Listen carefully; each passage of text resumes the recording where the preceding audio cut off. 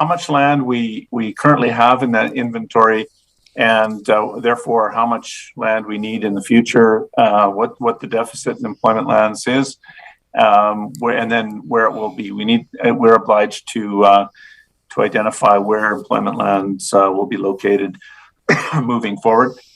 This is, well, the next slide gets into some of the nuances here, but I want to distinguish between the concept of accommodating organic growth in the regional economy in industrial employment, that is, manufacturing, warehousing, logistics, that sort of employment, and unique one-off major investments that are coming in from external sources that are potentially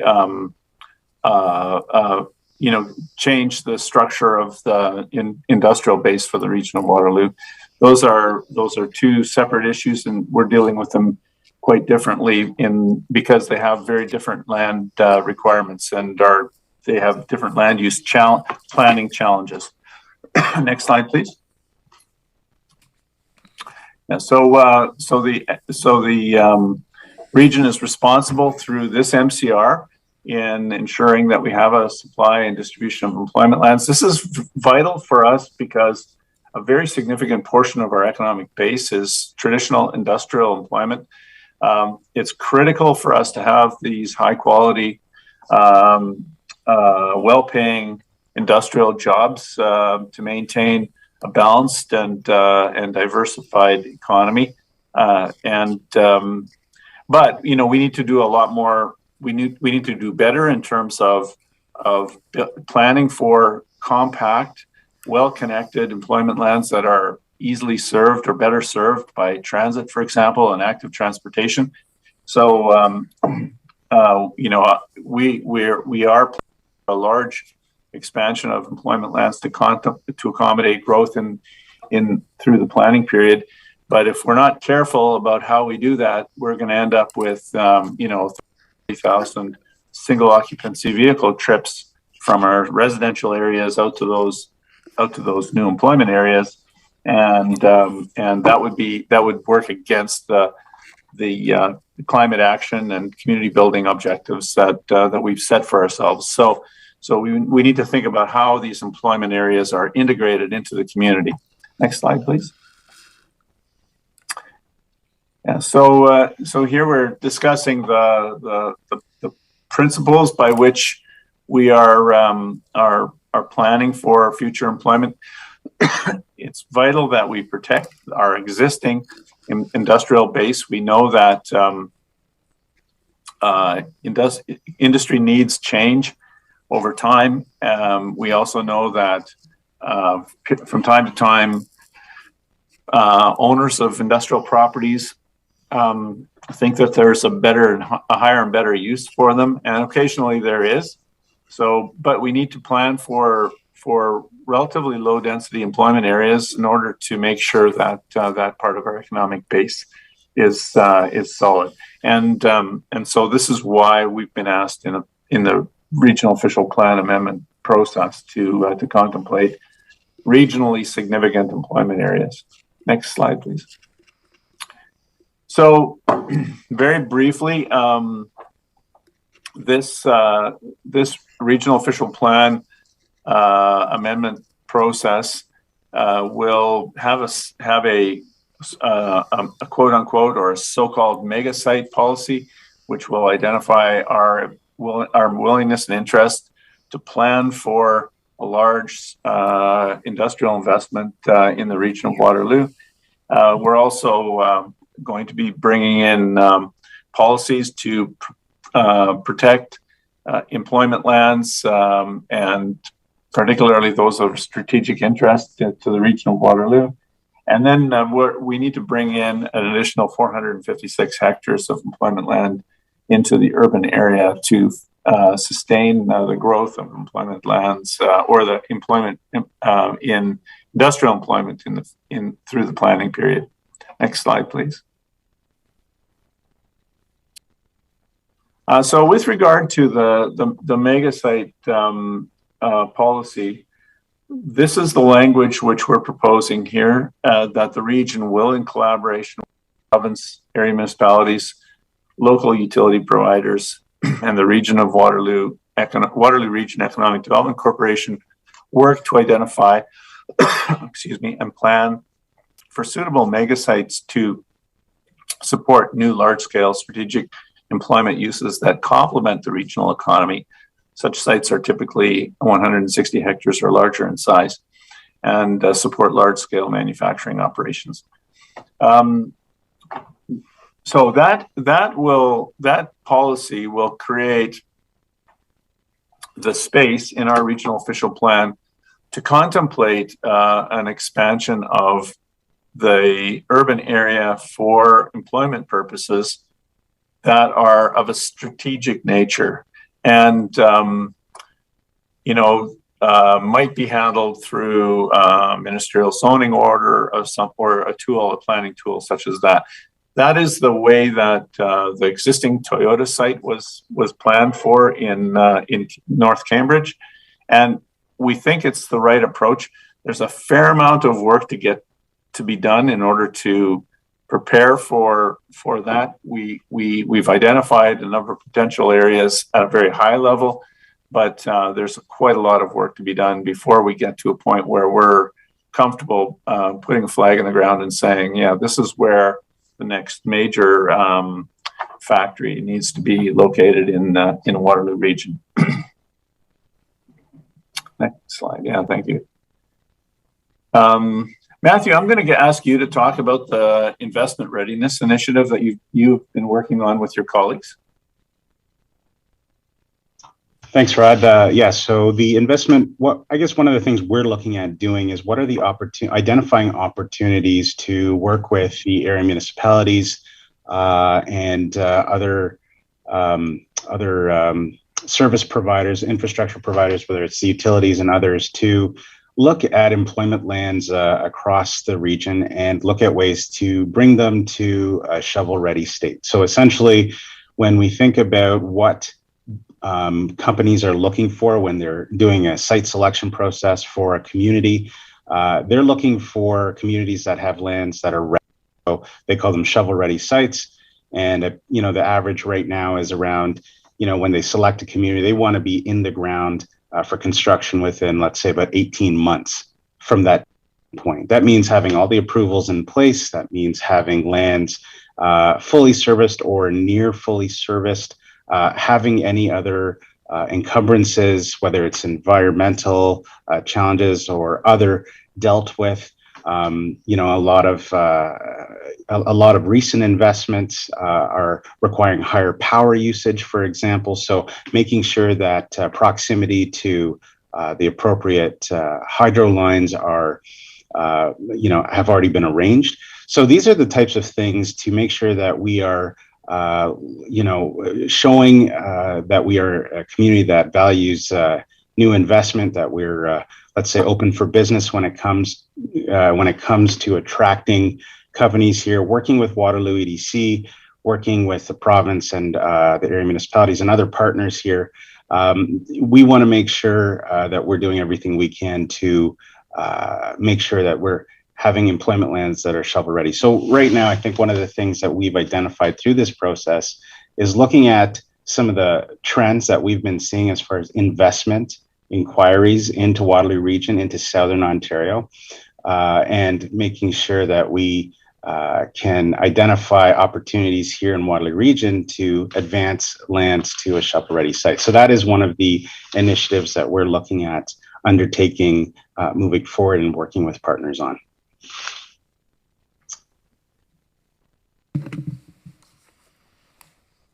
Rod, I'll turn it back over to you. Yeah. Thank you. So in addition, the regional official plan will be bringing 456 hectares of employment land into the urban area. This land is being contemplated in all the areas of the region, although the bulk of it is in North Cambridge and South Woolwich in the east side of the Grand River. And just so you're aware, we are we're proposing slightly higher employment densities in these areas, 35 jobs per hectare. It's not that much different from our current employment densities across the region.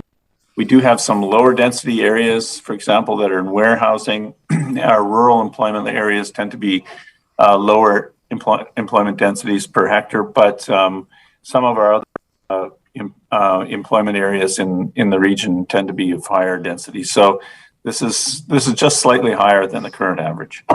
Next slide, please.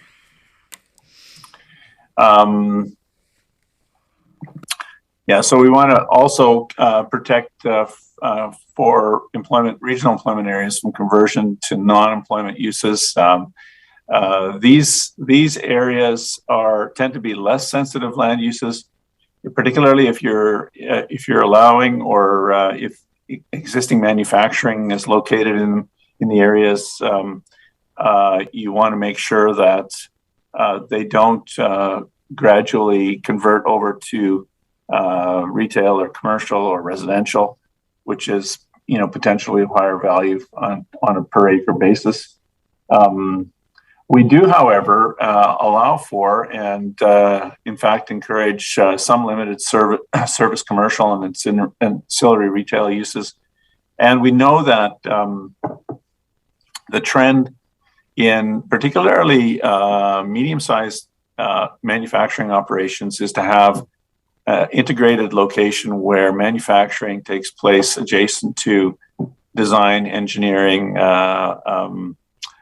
supply chain management, administration, and marketing. So a single manufacturing operation can also include a lot of the higher value functions which a manufacturing operation requires in order to succeed. You'll think about, for example, the classic example in the Waterloo region perhaps is Christie Digital, where all of the design work and marketing functions actually takes place adjacent in the same facility as the manufacturing operation. So next slide, please. So when we think about the amount of employment land that we need to accommodate growth, it's important to realize that we're needing to plan for about 170,000 jobs across the region in the planning period.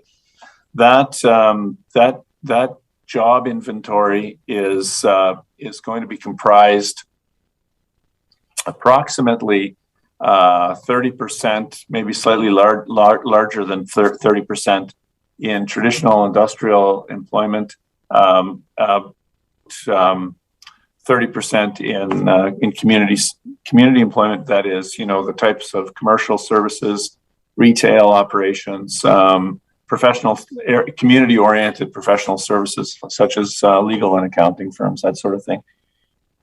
And then large office or in technology and financial services and that sort of thing.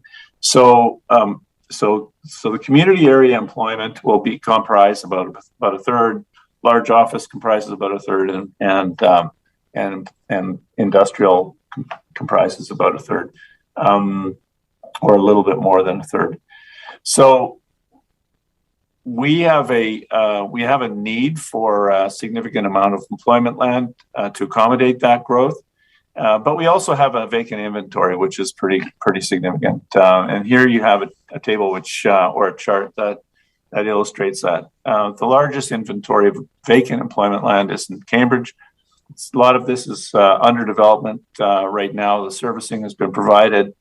We have construction underway. I was through North Cambridge about a week ago, and there's some construction on buildings in the Intermarket project, about 170 net acres there.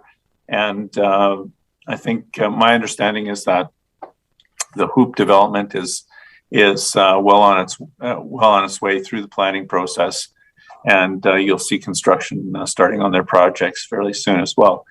So we have a significant inventory of employment land already, but it's under development. It's highly prized, and it's we don't expect it to be to remain vacant for an extended period of time. Next slide. So I've got a series of maps here which show where we are proposing to bring land into the urban area to accommodate growth in the long run. The dark blue areas are the ones that we're focusing in on here for the regional official plan amendment. The three sites that you see here in Cambridge are large blocks. They're over 55 hectares each. So I think the total is around 176 hectares to be brought into the urban area in Cambridge. The land on the right-hand side, the two parcels there that are adjacent to each other are owned by the provincial government. They are managed by Infrastructure Ontario, and we've had some good conversations with them about the potential for planning for their development in association with the other Iowa lands that are in North Cambridge. Together, those two parcels comprise a net large block of about 250 acres. So it's a very significant area of employment land. The other portion north of, just on the south side of Kossuth, is also a large block of land. The sanitary trunk that's currently under construction through North Cambridge, it will be passing through adjacent to those parcels, and that's a natural extension of the employment area. It's relatively close to the airport, so we don't want to see any sensitive land uses there. We don't need any people living closer to the airport than we already have.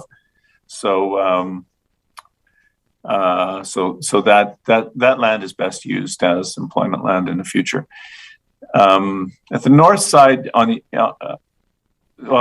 think we have another slide there on Woolwich, but we'll go to North Dumfries now. We are proposing to bring in three parcels of land into the urban area for employment purposes.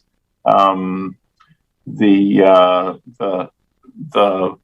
one on the top right hand corner is an extension to the Highway 97 401 employment area, and the one on the left is an extension of employment areas along Northumberland as the entrance into the town of Ayr.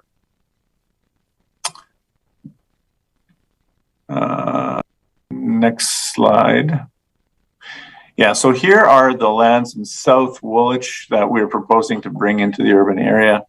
Now, keep in mind that the sanitary trunk is contemplated to be constructed up Fountain Street, so the lands on both sides of the airport can be accommodated through that large sanitary trunk, including the airport itself.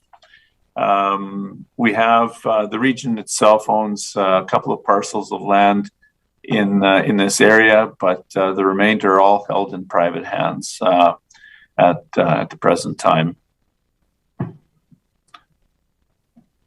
In Elmira, we're proposing to bring in land on the east side of the town. This land would facilitate, in the fullness of time, the Elmira Bypass that the mayor and the township council has been advocating for some time now. It needs to be serviced by new road infrastructure, but it is able to be accommodated inside the existing sanitary system in Elmira. And we are also bringing in one parcel in St. Jacobs. This land is abutting the Home Hardware facility on the west side of St. Jacobs. That's the only land that we're proposing to add to St. Jacobs. There are some significant constraints in terms of sanitary waste capacity in that community. We're also proposing to add 17, or I shouldn't say 17 hectares. I think it's plus or minus 15 hectares of land in New Hamburg. This land is just to the north of the fertilizer plant on Nafziger Road at the CN North Main Line, or the So of course that the location of that plant is requires there to be no sensitive land uses around it, and as a result, the land is to the north side. Fertilizer plant is best suited for employment purposes.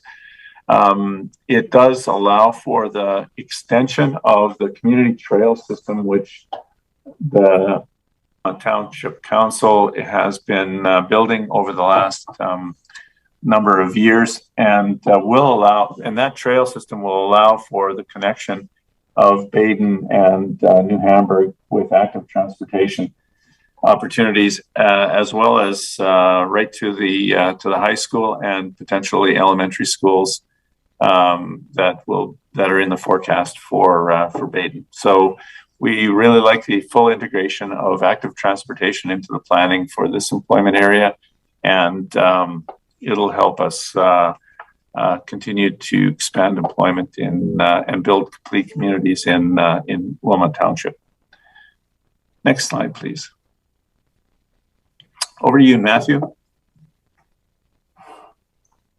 Thanks, Rod. So yeah, I've already sort of talked about our kind of open for business plan. So again, wanting to look at how we're talking about existing and bringing in new employment lands into the urban boundary and bringing those to, again, a shovel-ready site. So how do we, I think our next step would be then to, again, work with partners on looking at what opportunities exist to advance servicing and connections to those sites to make them investment ready. So that is something that we're embarking on right now, and we'll report back to committee as we move forward with that and identify potential opportunities. And the other thing too is that, following up on just that slide on vacant lands, I think it's important to understand that we'll monitor absorption rates of actual employment land. So I think when we think about understanding what's available now and what's going to be available in the future, the next 5 years, really monitoring how much land is taken up. And if the demand changes, and if we see increased absorption rates based on what we're projecting right now, that will allow us at the next MCR process to go and try and identify and look for more employment lands should the demand dictate that. So I think a big part of what we're going to do moving forward would be to really closely monitor the uptake and absorption of employment lands here, which will allow us to make sure that in the years ahead, continue to have a good base of employment lands to support future and long-term investment in Waterloo region. Yeah, thanks, Matthew. I will note that one of the questions that might come from this discussion is what about employment land needs in Kitchener and in Waterloo?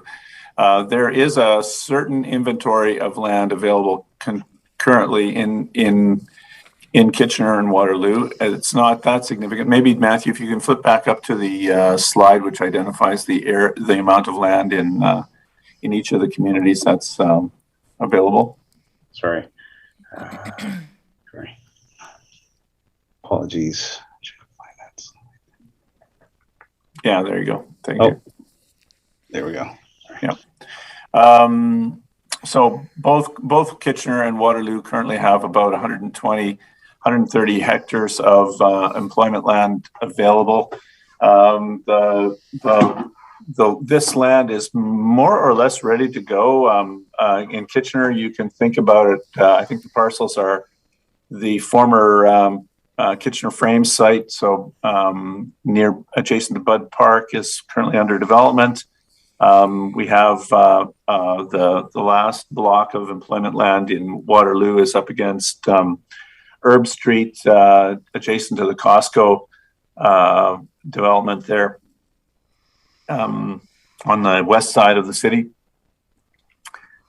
Kitchener and Waterloo really don't have additional lands that are suitable for employment. Their employment lands have certain, physical characteristics like topography, which are pretty demanding, and access to transportation infrastructure and that sort of thing.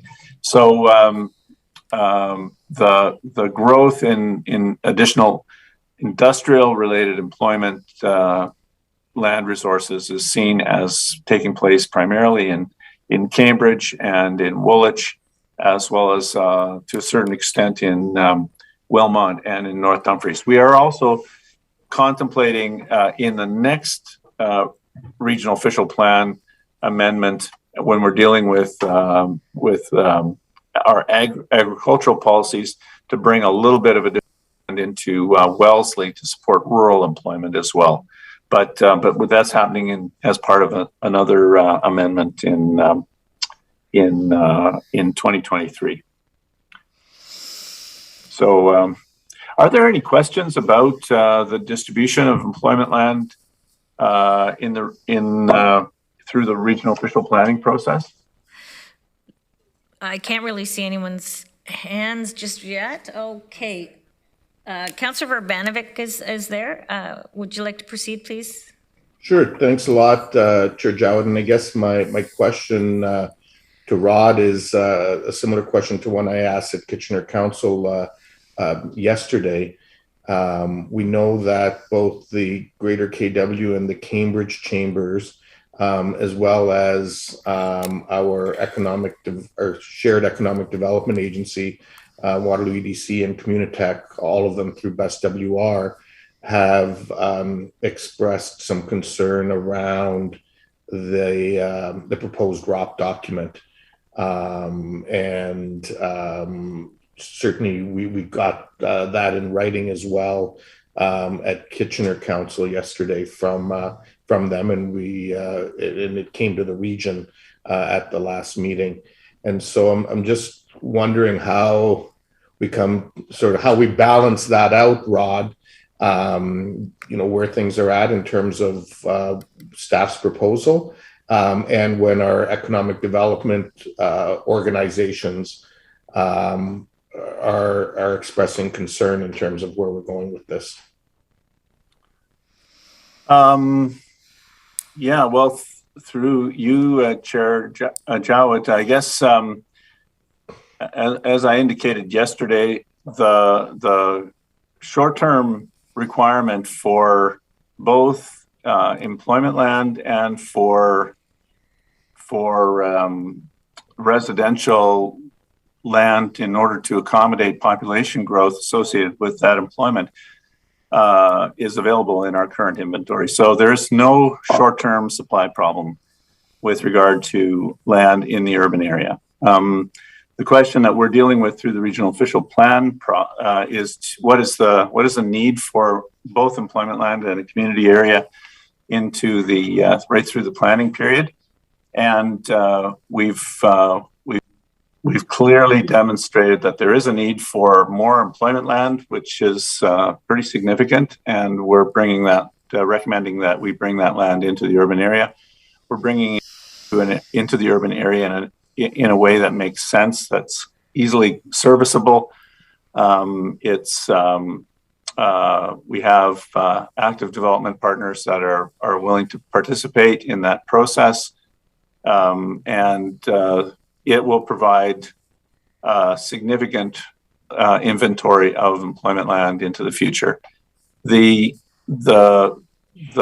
whole question of monitoring that Mr. Chandy talked about earlier is critical to this exercise. We have made some assumptions about absorption rates, densities,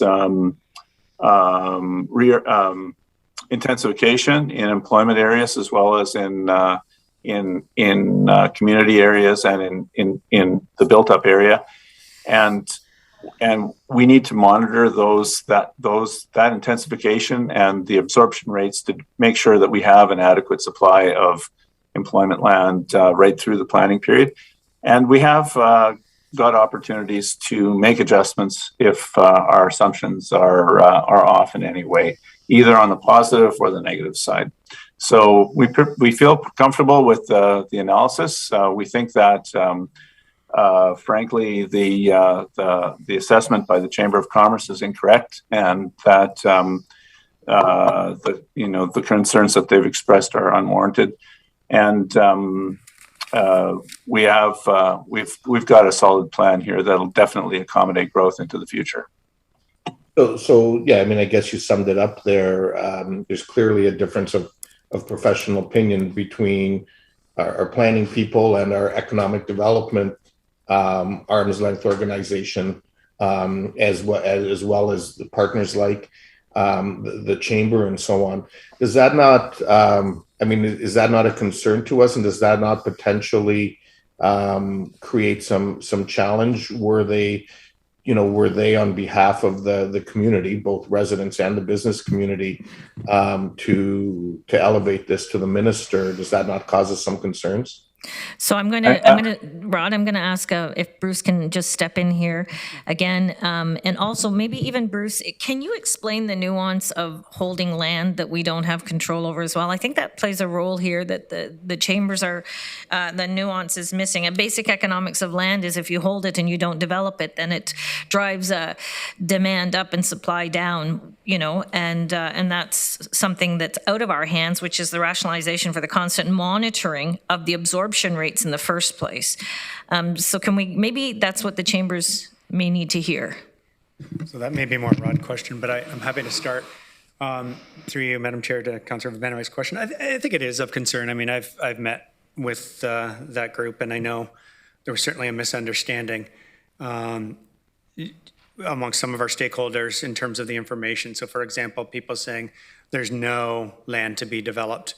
There's no employment land, say in Kitchener, because, if we look at the slides as an example that we just saw, the focus is on the new lands being added. So I think we have a communication challenge here and a misunderstanding. I think a big chunk of this is a misunderstanding of the information. So I'd suggest that we should be meeting as a group, perhaps Helen as chair and Councillor Galloway as chair of planning and maybe Chair Redmond, with the chambers, with what do you do, EDC board, to help them understand, the 1,072 hectares, to help them understand the provincially significant lands and the development that we're doing, as well as the residential, and then see if we, where we still have a difference of opinion.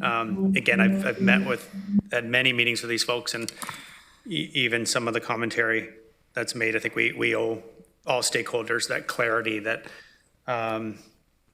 they're seeking. So yeah, I am concerned, and I think we need to have that conversation. On the holding of land, again, I think we have something like 2,700 hectares for residential and 1,072 for employment. So there's a lot of conversation about we need more land.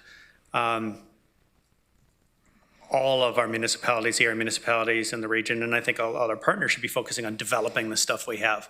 So aside from whatever the land should be, we have a lot of work to do in the coming months and years around infrastructure, both at the area municipal level and the upper tier level, as well as developers, to get businesses, to get industry, to get infrastructure, to get housing built. And I hope we turn to that conversation pretty quickly, because that to me is more important, or as important as the overall planning 30 years out, 40 years out.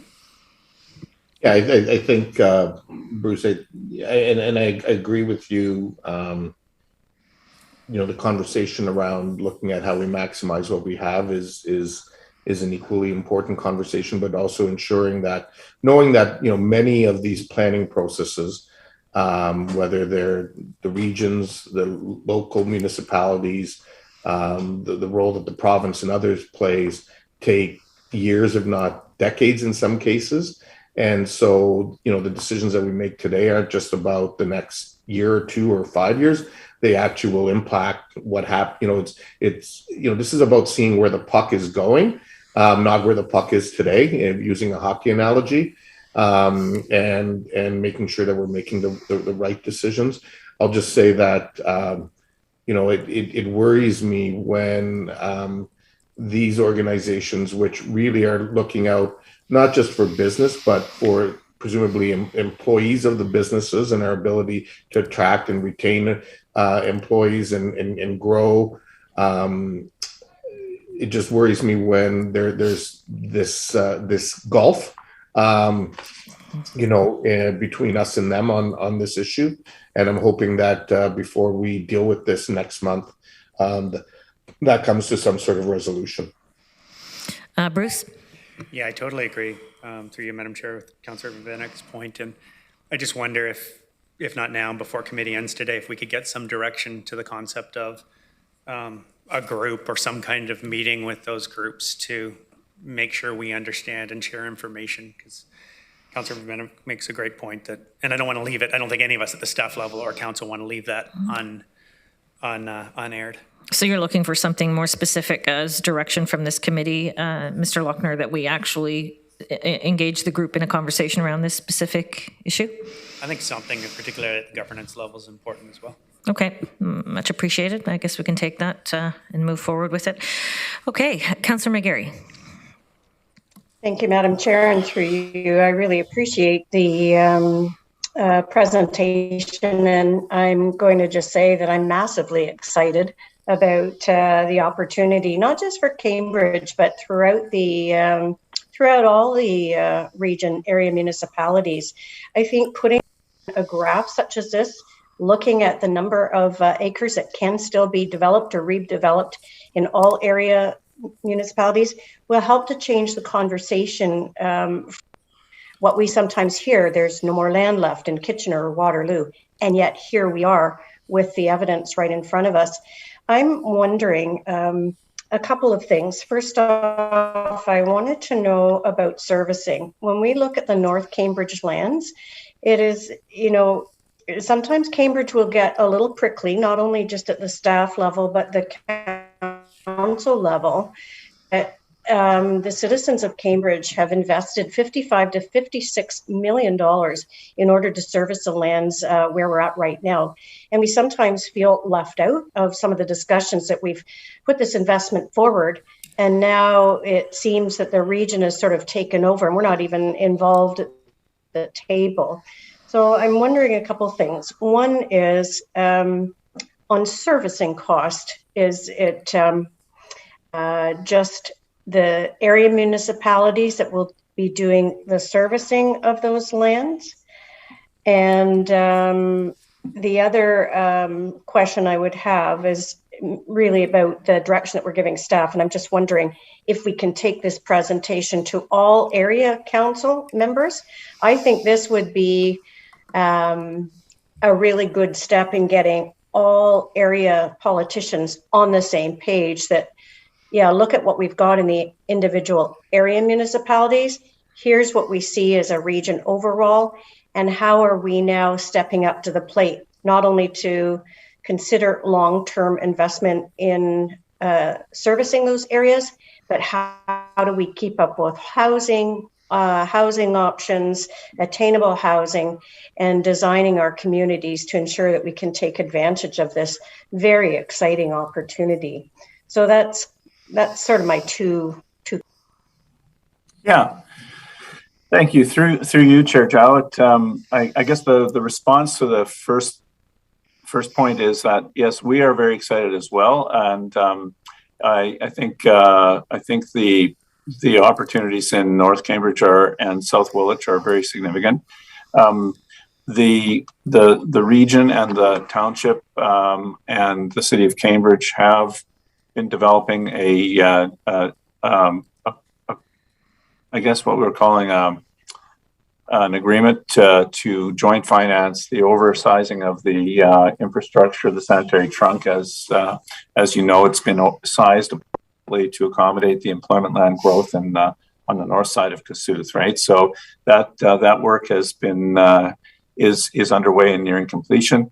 My understanding is that all of the sanitary infrastructure is financed through development charges, local area development charges for both employment and for residential development, which is going to be underway between Middle Block and Kossuth and Fountain, so that the financing, while Cambridge is definitely front ending that financing, it should be able to recover all of those costs through the development charge process. And I think the expansion of the employment lands that we're talking about here will also aid in the financing of that infrastructure in the fullness of time.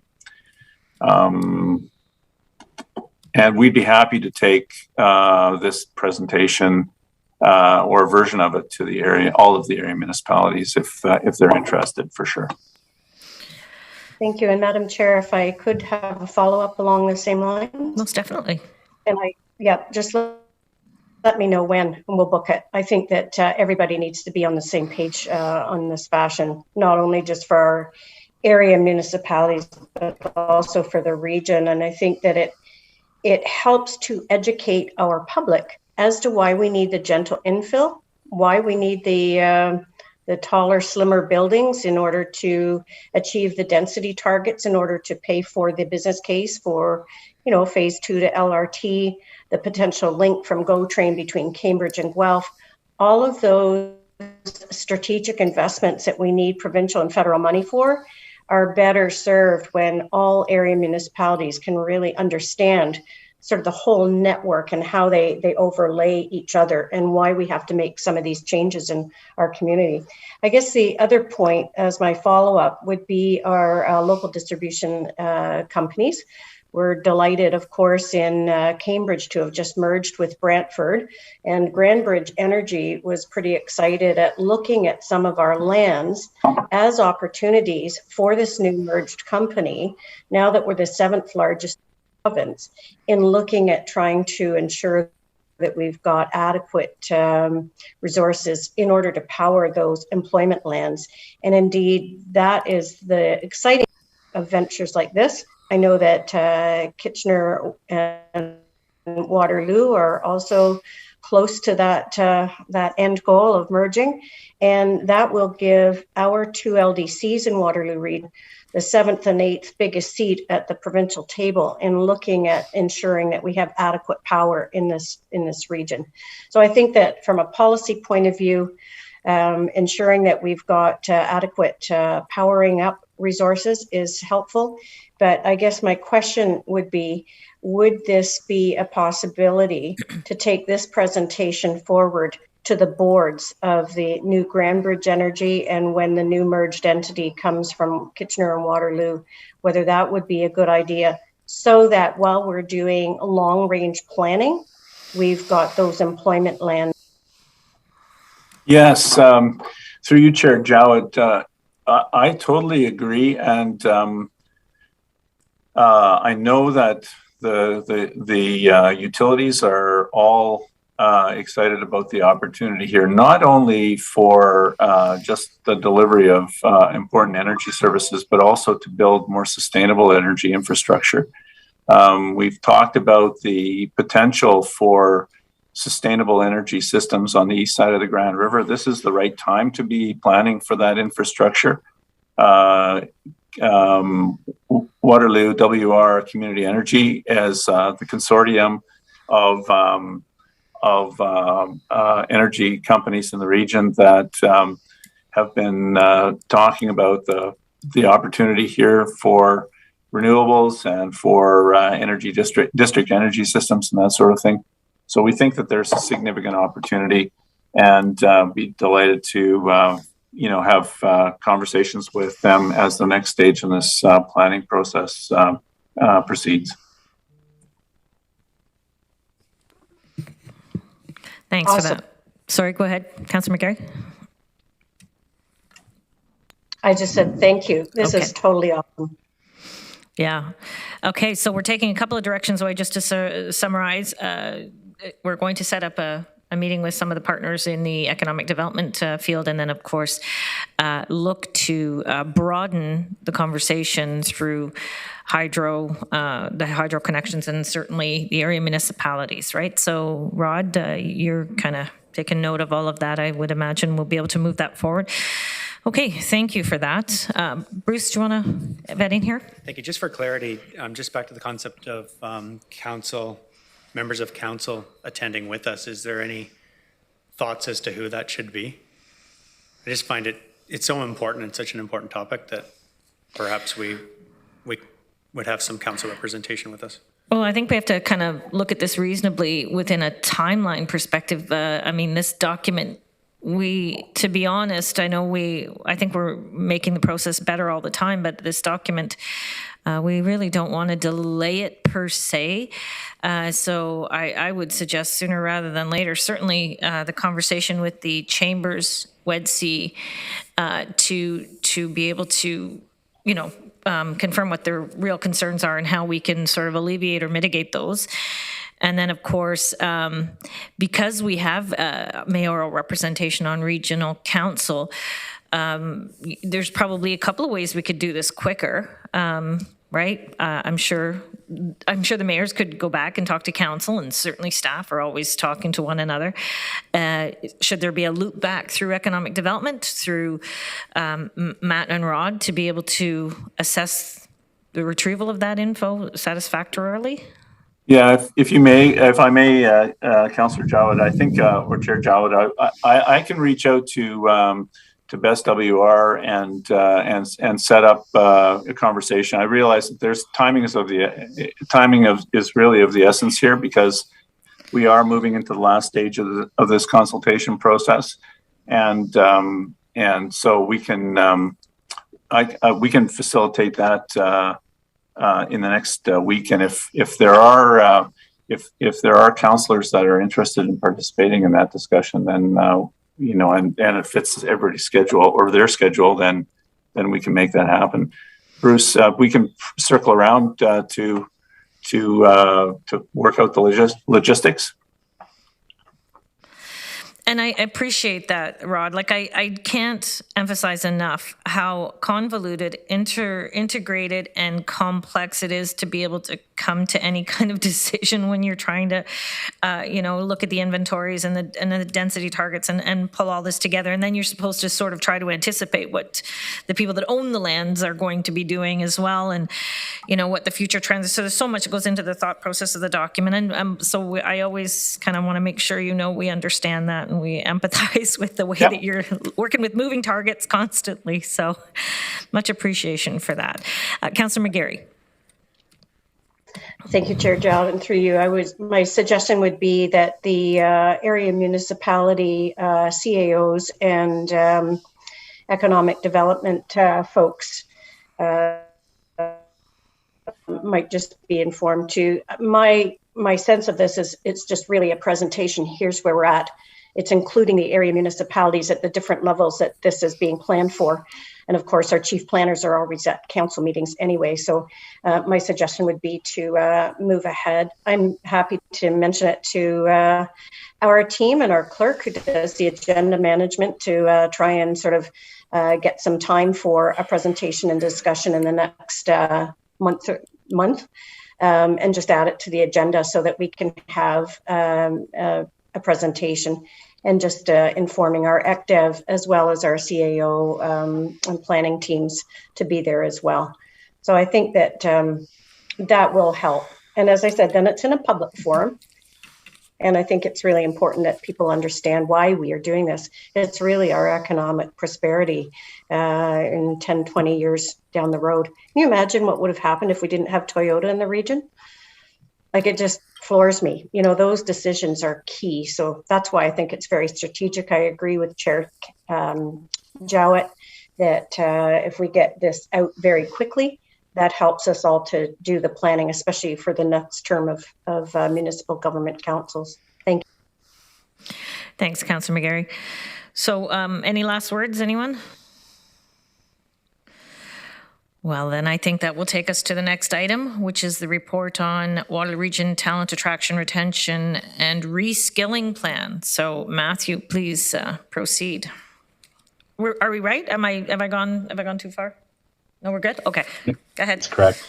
Go ahead, Matthew. Thank you, Chair Jowett. Accompanying the report that committee was circulated, we've got a few slides to just support the context for the proposed talent plan that's in front of you. And joining me for this is Ian McDonald from the Future Ready group, who's helped us do some of the scoping, particularly of the talent feedback, the talent-related feedback we received from local businesses and partners on what's needed in Waterloo Region. And he's helped us scope sort of the framework of what a talent plan could look like for us here in Waterloo Region. So just to go to the whole talent picture here, really talent has been a growing issue. Talent demand, talent attraction, retention has been a growing issue here in Waterloo Region for a number of years. We've seen this previous to the pandemic, and that's only further been exacerbated by the pandemic. And so we've had an opportunity to have a number of discussions in the last few months with local businesses, over 55 local businesses across our cities and townships. And overwhelmingly, the number one issue that they are facing is talent. Talent, as I said, attraction or retention. And this is something that they are now asking for more help with and more partnership with municipalities and different levels of government on positioning Waterloo Region to be able to attract talent to our biggest industries in particular, and also since the pandemic, some of our emerging industries. So this has been really, the report in front of you has really been driven by local businesses here, and this is really responding to the direct ask for support to our local industries on coming up with workforce development strategies and approaches that they can then go and use to help support their growth in their direct business or in the industry that they're in. So, I think we've all heard that there are a number of structural shifts directly related from the impacts of the pandemic. And as we start to emerge from the pandemic, businesses are trying to deal with those structural shifts. And those things, I think everyone knows many of those things like remote work and the different, increased retirees and wanting more flexible work arrangements, the impacts of inflation on livability and being able to attract employment, the ability of companies outside of Waterloo Region to now try and attract employees to their company while they still live here, but now they're going to be working outside of Waterloo Region. We've heard a lot of different challenges that businesses are now facing here in Waterloo Region. And of course, this applies to those positions that are in an office where remote work is possible, but also to our largest employment base, which is manufacturing, and they're experiencing their own challenges on trying to attract and retain talent, and have actually seen a decrease in employment, particularly since the pandemic. So really coming up with the concept of some sort of plan is really meant to be a collaborative approach to support our local industry and help position Waterloo Region on how they can, again, attract some talent here. And it's really tied to economic recovery as our local businesses come out of economic recovery, out of the pandemic and look at economic recovery and growth. Talent is a key component of that, as we've heard from local business.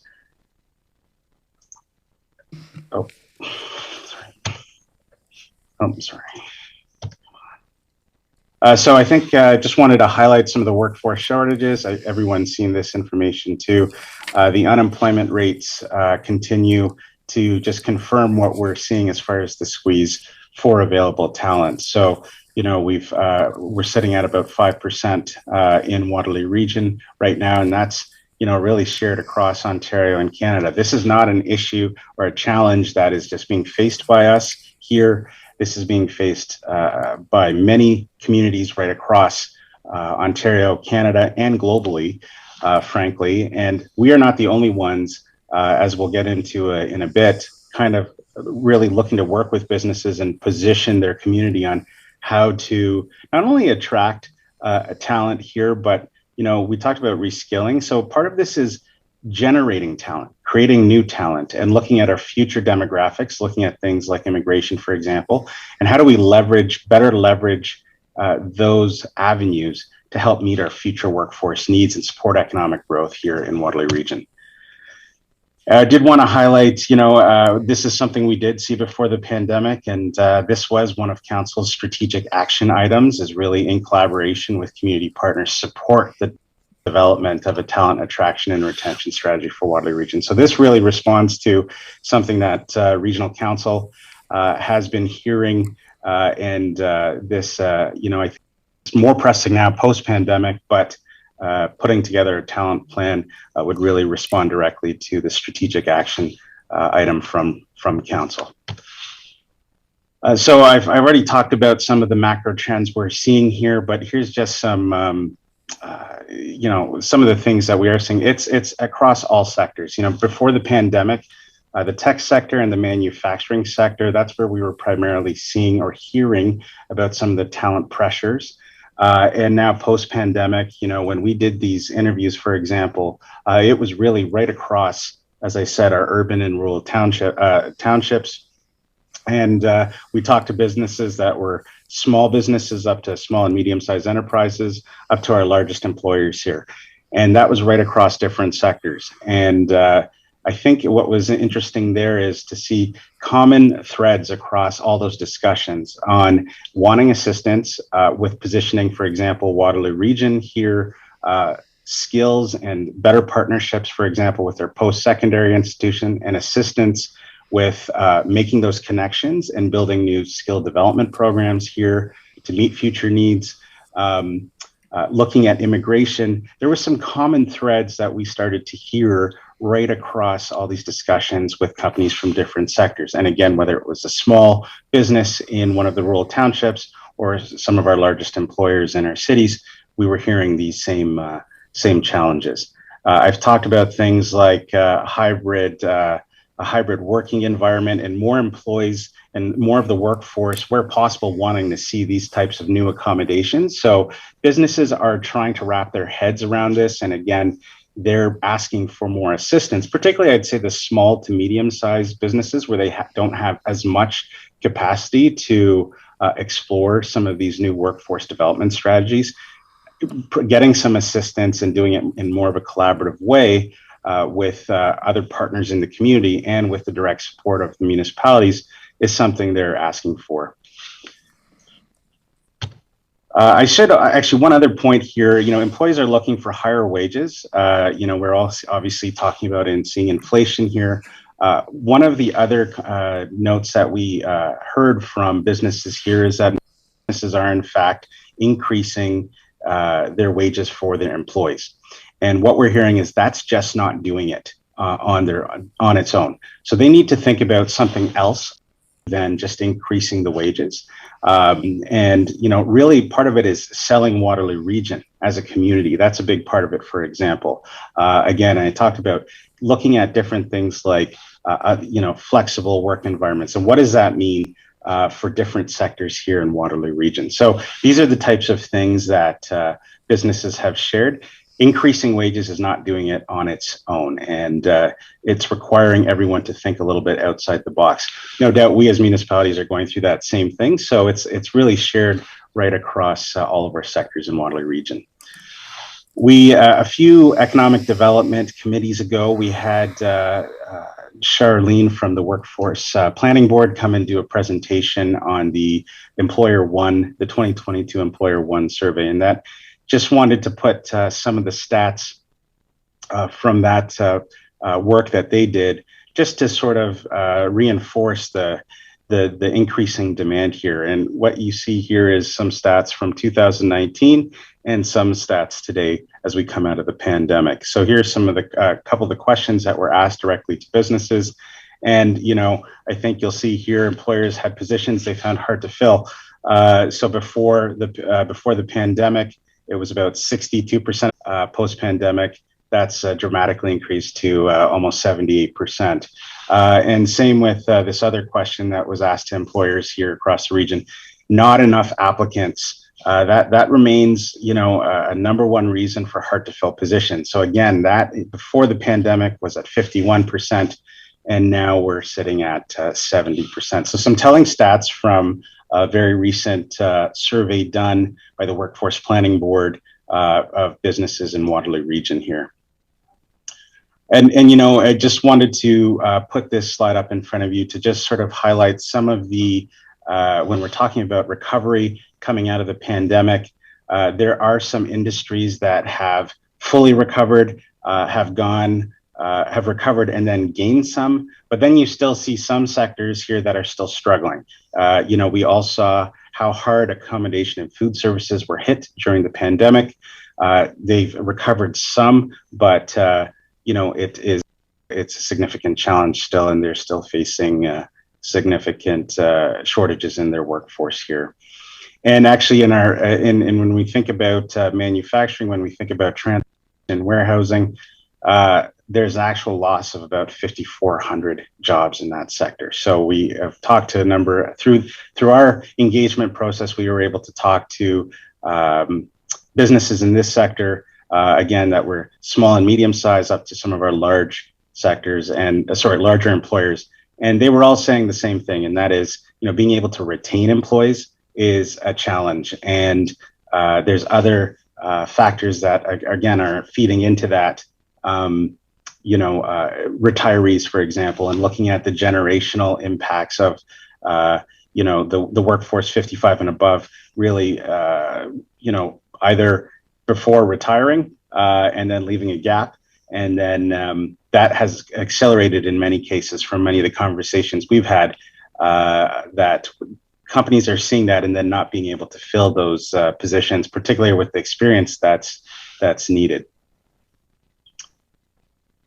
And so, here's just some follow-up information on that. And, again, it's really those baby boomers that are retiring. But when you look at, those who you would expect to enter the workforce, you're seeing this increased trend where students are staying in school longer. And so that is postponing, and the impact is postponing that entry into the labor force.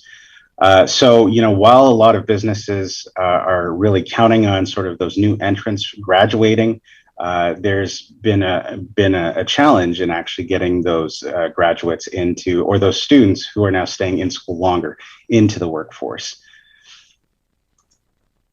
So immigration, we know that, the future of Waterloo region, when we think about our demographics and our future population here, is really going to be relying on immigration. Many businesses have talked directly about how do they leverage immigration to their advantage when trying to fill their workforce needs. And so this is one of the areas where they've directly, for example, asked for assistance from municipalities on coming up with strategies to do things like advocate to senior levels of government on specific actions to help fill positions in certain sectors, and also things like reskilling. How do we look at partnering in things like skilled trades with groups like Conestoga College, for example, to help equip newcomers to Canada with the skills needed in manufacturing, our largest employment base here. So I just wanted to highlight, we did almost 100 interviews over the last few months, so very fresh information here. And it was, interesting to hear, again, I referenced earlier, these common threads that were shared, not just across businesses, but all the different supporting sectors as well. So I think this was really telling to hear that this was really the number one issue, and wanting direct assistance now from municipalities with coming up with collaborative workforce development strategies that support growth in our key sectors here in Waterloo region. And here's just a summary of some of the different feedback items we received from businesses here. These were some of their considerations when they're thinking of talent, some of the things that they want. A big ask that we received as well was around just standard like data. A lot of companies wanted more information on labor force data here in Waterloo region, more trends in Canada, in Ontario, in their own sectors. So I think there's a lot of work to be done around research and data on labor force to help us position and work with businesses and industry on positioning how we can attract talent to Waterloo region. Also on the skilling side of things, when we think about reskilling or upskilling, more information on what are those skill sets and that skill set matching with future employment needs. And so doing a lot more research and work around that. So that was one thing that businesses actually asked for as well through our conversations with them. So we received all of this information and we also started to do some research. Businesses were asking for quite a bit of information, and before we go down the path of developing a talent plan, we wanted to make sure we're scoping it accordingly. So we brought on the Future Ready group to help us really do that scoping exercise and sort of take all this information we received from local businesses and sort of frame that. So I'm going to turn this over to Ian McDonald to talk a little bit about that, some of the observations they made and some of the scoping work they helped us with. Thanks, Matthew. Everyone can hear me okay?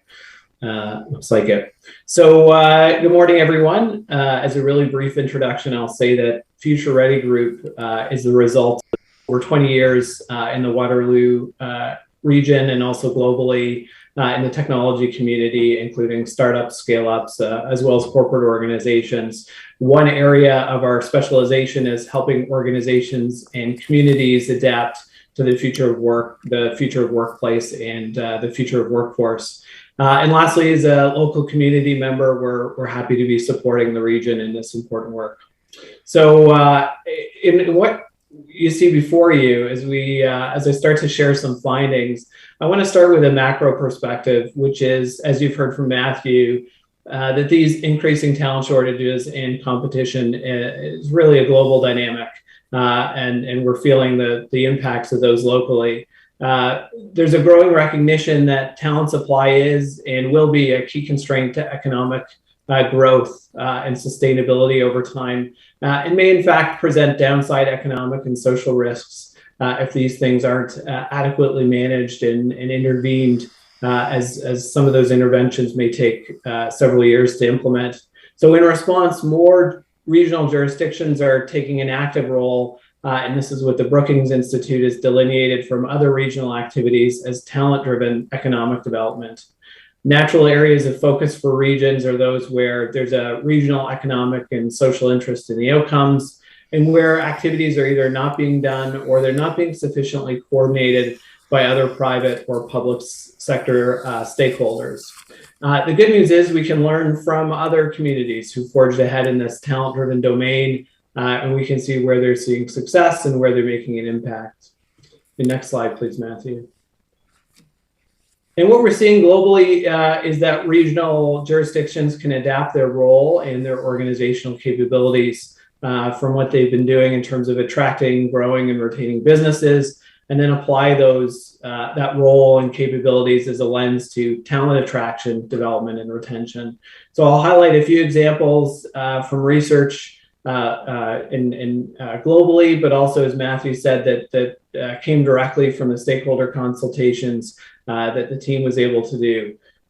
So first would be identifying those assets and characteristics that will be necessary to attract and retain desired talent. And this is an interesting element, that there's really a two-tiered lens to this that you need to think about in terms of the talent that you want to attract, but also the population that underlies that talent. So what are the assets, the characteristics that will attract and retain that desirable talent? Second would be developing a compelling and differentiated regional talent brand. looking for something that can be aligned and coordinated, and ultimately so can be amplified across regional partners and businesses. A third example would be helping education and training providers align their programs and their career pathways by understanding and better understanding the current and future needs of local employers. Another example that's important and came directly again from stakeholder consultations where businesses were asking for more support was advising and influencing better employer practices for their own talent attraction, development, and retention. So more specifically, they were looking for help to improve their local recruiting awareness and presence. They were looking for help to market their business in the region to attract talent from elsewhere. And lastly, they were looking for help to access proven training programs and make it easier to access the available funding sources and largely ones that were already available, but understanding how to navigate that pathway. And then the last area I'll highlight on this slide is improving coordination between partners to improve outcomes for specific talent streams. Next slide, Matthew. Thank you. And it's important to highlight that all the things that I just described require capability to monitor talent trends for opportunities and risks, and also to provide the detailed talent intelligence that Matthew was talking about to both private and public stakeholders to motivate a coordinated response and help them, take their own actions as well to improve. And this is an area that needs attention. As part of the review was to look at currently available talent intelligence, and this really revealed some gaps that will inhibit the ability to understand what are quite fairly complex challenges, and ultimately, looking to design effective interventions and solutions, and also to set informed targets and KPIs. So I described the data a bit as a patchwork that needs to be sewed a bit closer together. So more data, data analysis, and actionable insights would be recommended. Give 3 examples related to this understanding of talent supply and talent demand that Matthew also talked about. So first would be the changing population demographics and its relationship to labor force characteristics, and understanding that from a sectoral perspective. Second would be population and talent mobility. What are those location factors and regional attractiveness factors? And lastly, which is key in terms of influencing largely the strategies on supply, is the demand side. So getting a more detailed understanding of the skills, education, and experience needs of our local employers. Next slide, please. And again, these talent issues are not unique to Waterloo region, so it's not a surprise to see talent as a top priority for other regions and talent initiatives reflected in their strategic and economic plans. Those activities include the ones that I highlighted, which I would suggest are a good starting point. However, when you think about competitiveness going forward with respect to other regions, I think an important frame to consider is the region of Waterloo's relative ability in terms of working with the local community to determine, focus, and select the right activities based on the local needs and context, including where there will be support from other partners, both private and public sector, to lift the work, and also looking for opportunities to innovate in terms of what activities are selected that others may not be pursuing, as well as how activities are implemented, which is something that we've gotten spades in our community. The second would be addressing growing risk amongst regions and looking at the various different strategic plans and talent initiatives. And this is true especially for regions in the corridor along with us, is that business, tourism, and talent branding is becoming increasingly homogenous. So going forward, thinking about what would be unique, compelling, and differentiated, so we can cut through that noise. And lastly will be the ability to execute over a long-term horizon. And it's important to realize these talent challenges are going to be really playing over multiple years ahead of us. In my last slide, please. So in sum, I think that the key takeaways are this labor shortage across sectors, the increasing talent competition, especially from those looking to attract talent away. They're not static, they're intensifying. It's a global condition, but locally it means real impacts and risks ahead for our businesses as well as public service. And those shortages also have a secondary impact for our community in many cases, especially in sectors that serve our population and provide services in terms of the impact to quality and standard of living. The second is that reliable and precise talent intelligence is a key gap that needs to be addressed in order to design and implement effective solutions here. The current environment suggests that the region, there's an opportunity to play a key role in this talent-driven economic development, including coordination with partners and determining those focus areas going forward. And lastly, it's expected that the ability to sustainably attract, retain, and develop talent over time will be a key determinant of economic competitiveness as well as social prosperity.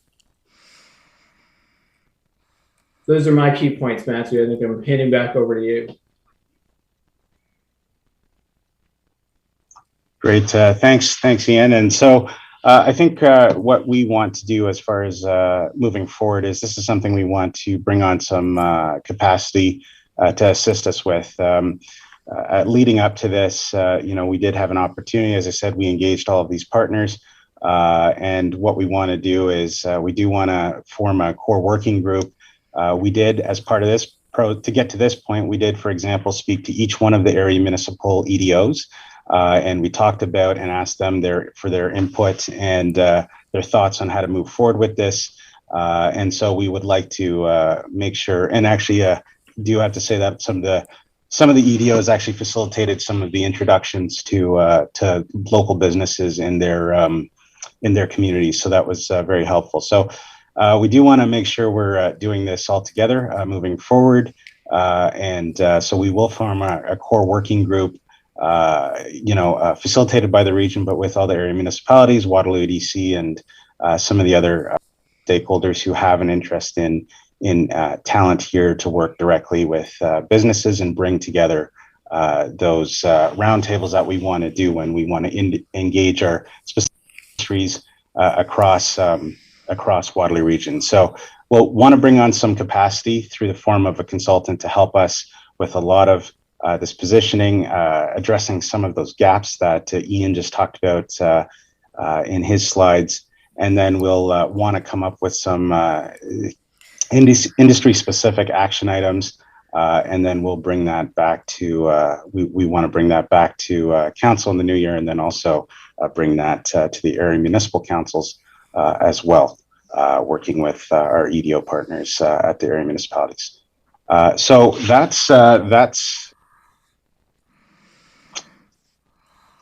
that is everything on the talent strategy. I'll turn it back to the chair. Well, thanks, Matthew. Really appreciate it. And Ian, thank you. Appreciate that. Look to Bruce to make some comments first. Yeah, thank you through you, Madam Chair. Matthew or Ian, when I first learned of this, I guess initially I thought it was a municipal thing, that it was us with the area municipalities and with our partners. But I then learned it was a broad sector. So it's not about the municipal sector. It's about healthcare, as you say. It's about education. It's about post-secondary institutions. It's about not-for-profits.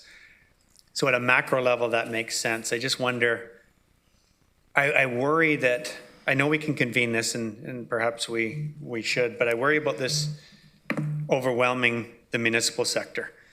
And this can't just be about us, say, in our area municipal partners in EDC, unless it's only about, the economic development piece. So healthcare, as an example, is a huge beast.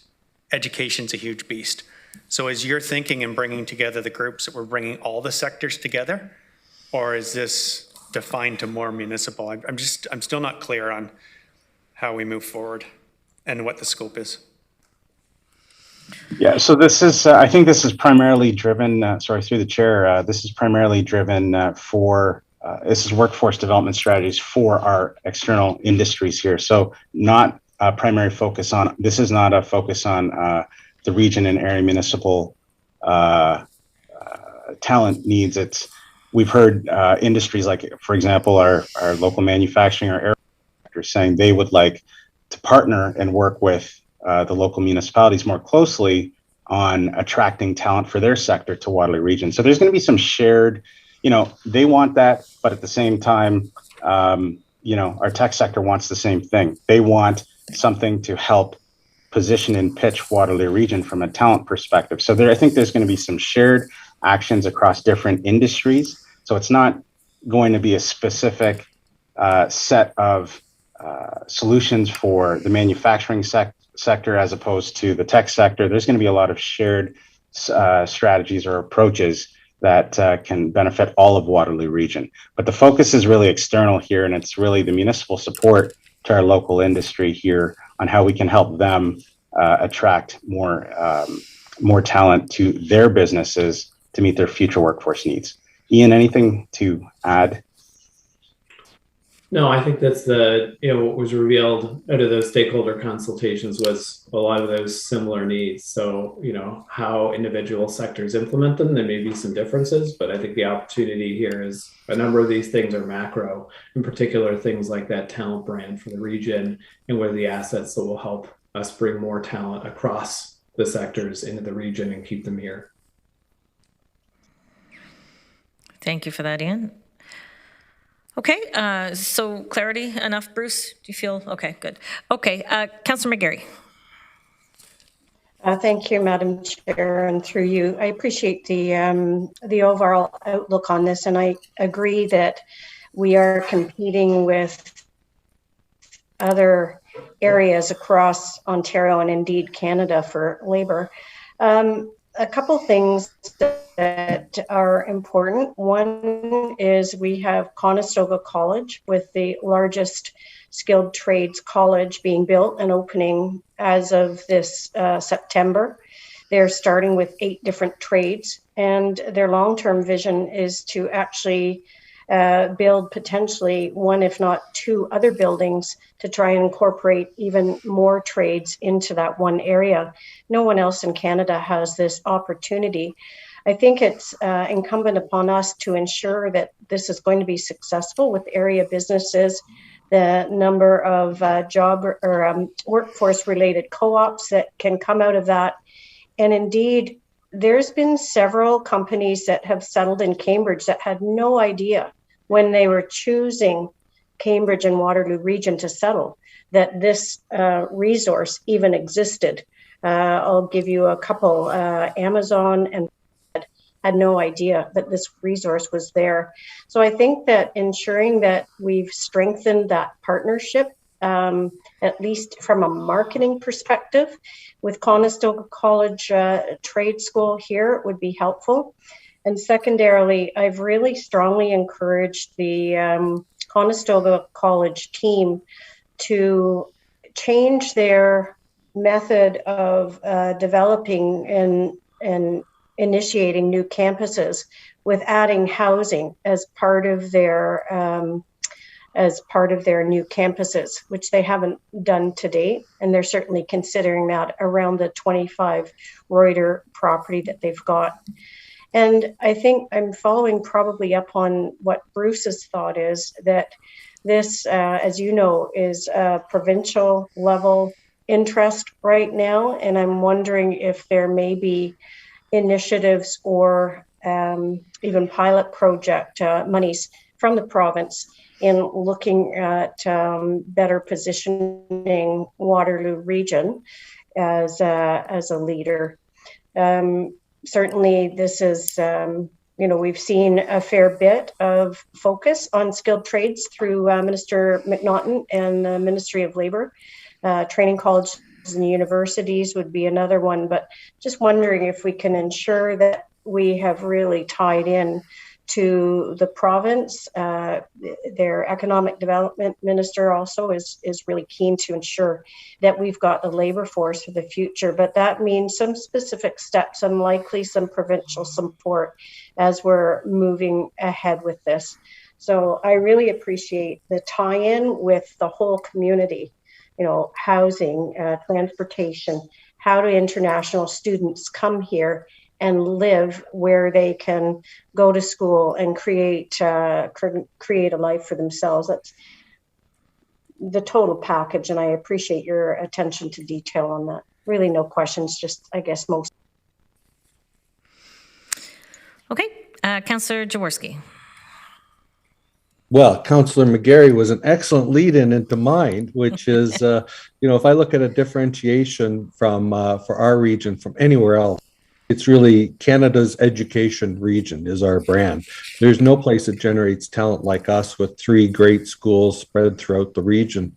But it was my question, I think you, was more following up on Bruce's. How much is about talent attraction versus talent generation, or is it all in one? And the reason why I ask this is because we can generate talent like no other. And I saw one of your example regions on there. I don't think they have they do have one school there. But certainly that's a big thing for us and our urban rural fabric that we're going to preserve through our regional official plan. I'm just wondering, could you comment on talent attraction versus talent generation? I think, thank you, through the chair. So talent attraction is a big one. I think businesses are looking at it as 2 pillars that are running parallel to each other. So how do they attract new, and again, a lot of them talk about how do we leverage newcomers. So new population coming to Waterloo region. This is what's going to make up the future of Waterloo region. How do we leverage that better? Then there's also how do we generate new talent that might be coming through our post-secondaries. And this is one thing that a lot of businesses talked about is stronger industry partnerships with our local post-secondaries on specific skills development training programs. So I hear them both running kind of parallel and equally important. I think there's challenges with after you have students graduate, when they actually do graduate, retaining them in Waterloo region. So I think we've all heard that, for example, and businesses, some businesses find that frustrating. What can they do to better retain or create that direct pipeline from our local post-secondaries right into their business? So I think this action plan has to really look at both side by side. I also, in between all of that, is we heard a lot of businesses saying, we need to look at our existing employees and how we build partnerships with groups like Conestoga, for example, on reskilling or upskilling. Case in point, maybe the Toyota partnership with Conestoga, for example. So it's really looking at how they continue to support existing employees, increase and keep their skills up to date to meet the future demands of their operations. So I'd say they run pillar, that's why I say talent attraction, retention, and reskilling. That's an important component of it as well. Mm-hmm. Yeah, wonderful. I think we have a great opportunity, and just there's so much can be done here. But I think a lot of things that are going to come of this is it's almost like our pitch for the that $50 million kids program is the relationships that are formed through this and continuing them on afterwards. Because I really think that you've hit on something there, Matthew. We have our post-secondary institutions and we have a lot of corporations, but they don't know who to talk to, and they might not think of each other at sometimes like Conestoga and Toyota did. Thank you. Thank you. Councillor Verbanovic. Thank you. And I apologize if you start hearing drilling noise. It's part of the ongoing send all protesters to Waterloo construction in Carl's Air Square. In all seriousness, certainly a great presentation in terms of the information that's being provided and a topic of great concern, because I mean, we've seen locally, even Tim Hortons in the period after the pandemic have to close down the restaurant and only keep the drive-through open. I've talked to restaurants downtown who have had to make decisions to close at lunch because they can't get staff. And that works all its way up to people who are looking for talent in the manufacturing, the construction, the tech and innovation sector, and so on. So an important area, an important piece of body of work for all of us to work on. I guess, Matthew, though, just as we look at it, and you mentioned that that there's been some engagement and dialogue with this, I have regular check-ins with our guys, and at least I'm not sure where it was at with, but certainly Corey didn't recall it. I don't know if it was with Brian, but I guess I'm just wondering where this fits in terms of the division of sort of work between what does the region do, what does Waterloo Region ECDEV does, and what do the area municipalities do in terms of the agreement that was made several years ago, process of being reviewed. Yeah, we're through the chair. So yes, I mean, I did meet with Corey and Brian on the ECDEV team, and it was part of an ECDEV strategy meeting. So I can reconnect with them after this meeting offline, and we can recap that meeting. So the as far as roles and responsibilities, I think too, if you do go back to that ECDEV strategy that you're referring to, this was actually then reflected in Council's corporate strategic plan, which was saying that the region provides support, again, working collaboratively with partners, area municipalities, post-secondaries, and directly with businesses. So I think this fits directly in our responsibilities when we think about looking at that regional perspective and facilitating this with partners. So again, everyone's at the table for this. I had that slide where we've talked to Waterloo EDC, we've talked to Communitech, we've talked to all these groups, and we expect to work with them collaboratively through this process. This is, but putting a regional lens on it so that we can, look at, the businesses right across Waterloo Region, smaller Waterloo Region, and I think provide that support collectively as well. Like I said, some of the EDOs facilitated some of the introductions for us to have some of these primer discussions with businesses. It was just really, it wasn't a full-on engagement. It was more to see what their top concerns were coming out of the pandemic. In some cases, some of the EDOs actually did the interviews for us. So we've asked, and they led that since they were already having other engagement sessions with businesses in their community. So I think the plan is to continue to work with everyone on this, but I think this really aligns with, I guess, that former ECDEV strategy, which is since become out of date, and the current council strategic plan. Yeah, so and that's certainly good to hear, and I think it is important because we are doing a lot of this work as well, and so I think what we want to make sure is we're not duplicating work. If we're complementing and supporting and helping each other, I think that's important. But you referenced that one slide in terms of the people that have been engaged, and I don't know if you want to pop back to it. But what's interesting, you read through that slide and looked at all the boxes. I didn't see one that said area municipalities. And so, this truly is a collaborative partnership between all of us. Then I think just because messaging is important, if we're all working together, is, even on things like these slides, right? We should reflect all of us, right? Not just the region, because it is a collective piece of work. And that's part of the beauty of being the eclectic family, two-tier family that we are.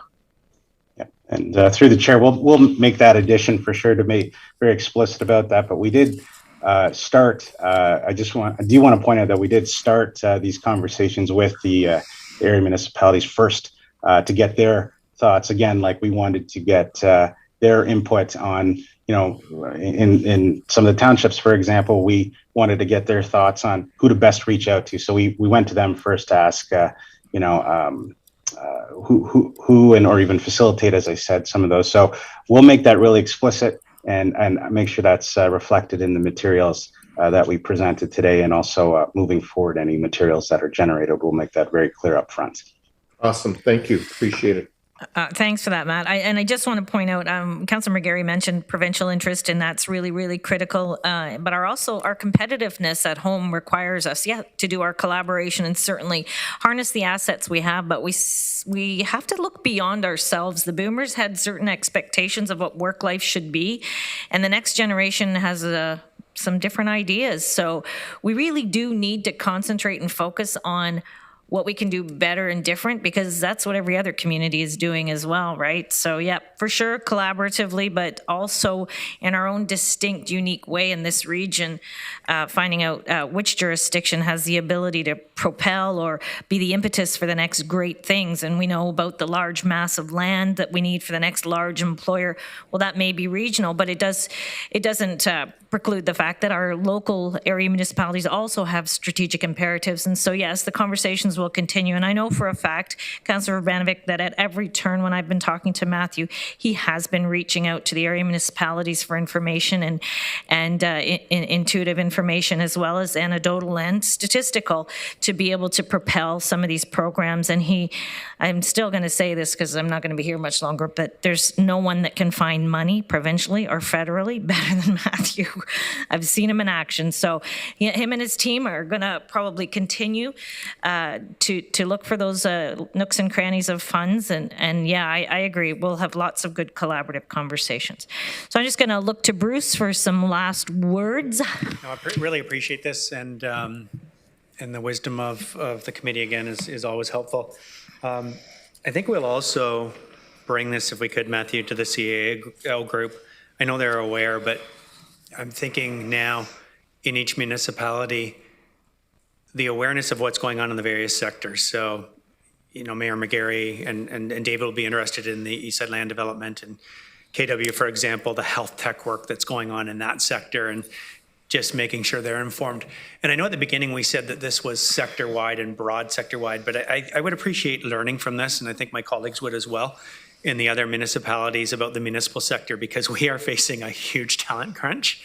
And I know it's a little outside scope, but if you and Ian could come to a CAO meeting, I think as CAOs we need to start to reflect on what we're going to do in our sector, as well as the support we're providing to businesses. I think we've got some work to do internally as well. So thanks for that, Bruce. And I before we move forward, I'd just like to say thanks so much, Ian McDonald, for coming in today and presenting the information. It's much appreciated. And certainly, once again, Matthew, for really working hard on the relationship with the business community. This is the best it's been, I can tell you from my chair. It's the best it's been since I was elected. So thank you for your continued work in this regard. And we have a motion before us, if anybody's ready for that. So do I have a mover do you want me to read it, or do you guys have it in front of you? You have it. Are you making that motion for me, sir? Yes, thank you, Councillor Jaworski. Do I have a seconder? Thank you, Councillor McGarry. Well, hello, Jim. Good to see you. All of those in favor? Perfect timing. Go ahead and use your green buttons. And that's carried. So thank you very much. I really appreciate that unanimously. We'll go recommendation forward and some of the information that was shared today as well. I see no information or correspondence. I see no other business. Our next meeting will be in August of 26th, 2022. I'll now look for a motion to adjourn this meeting, please. Thank you, Councillor McGarry, seconded by Councillor Jaworski. All those in favor, please use your buttons. So carried. Have a great afternoon, everybody. Thank you very much. And thanks again. Great presentations today. Carry on.